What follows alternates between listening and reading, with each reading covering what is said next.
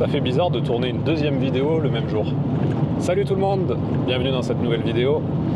Comme tu l'as vu dans l'épisode précédent, on quitte le désert des Bardenas et on se dirige vers le désert du Monegro.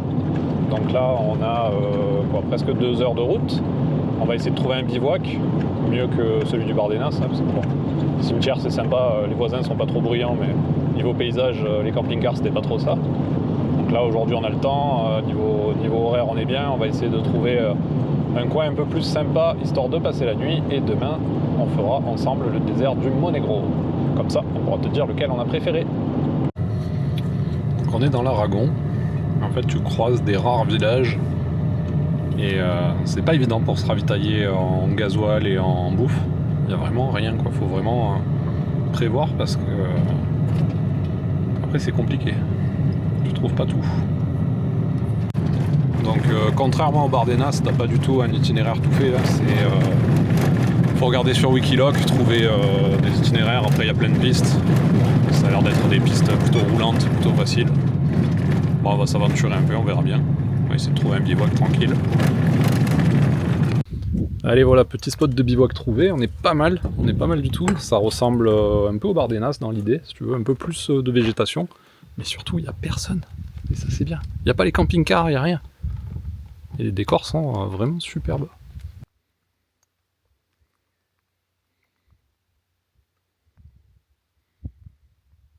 On l'a pas eu. La pluie, ça y est, elle est là. Ça y est. Du coup, on mange sous la tente. C'est le plan de secours. Première fois que ça arrive. Ouais, c'est vrai. Ah, il fallait bien, hein, un jour ou l'autre.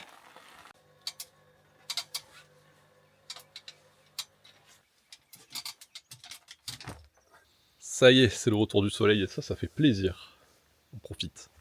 Il y en a surtout une à qui ça fait plaisir. Elle récupère ses calories perdues pendant la nuit là, parce qu'il a fait froid. On était plutôt bien sur notre petit spot. Mais bon, va falloir malheureusement lever le camp parce que c'est notre dernier jour aujourd'hui de promenade, on va dire, avant de rentrer. On va essayer de visiter un peu le désert de Monegros. Je sais pas comment on dit, Monegros. Mais avant, il y a un peu de vaisselle à faire.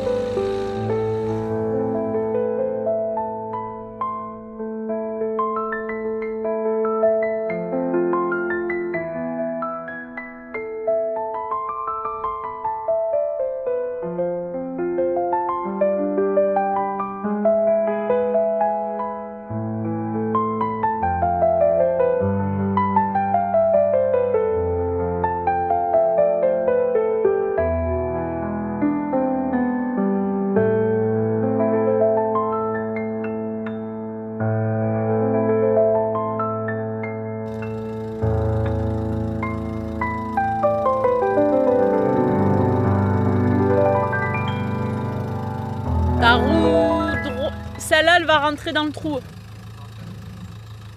Ah, c'est bon. Tout droit. Tout droit. Tout droit.